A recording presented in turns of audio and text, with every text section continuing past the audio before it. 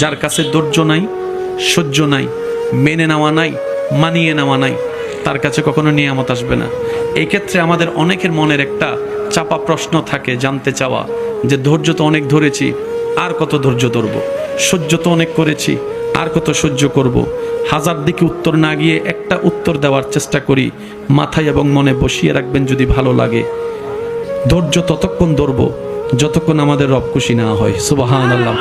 যতক্ষণ রব খুশি না হবে ততক্ষণ ধৈর্য, ততদিন ধৈর্য, তত মাস ধৈর্য, তত বছর ধৈর্য। কারণ আল্লাহ তাআলা জানেন কখন নিয়ামত দিলে আমাদের জন্য ভালো হবে, এটা আল্লাহই ভালো জানে। ওই হুকুম আসা পর্যন্ত অপেক্ষা করতে হবে, এটার নামই ধৈর্য। কোনো হা হুতাশ করা যাবে, আফসোস করা যাবে? আল্লাহ দিল আলহামদুলিল্লাহ, না দিল আলহামদুলিল্লাহ। সুখ আপনাকে খুঁজতে হবে না, দেখবেন সুখ আপনার ঘরে নিজে থেকেই চলে আসবে। বলেন সুবহান।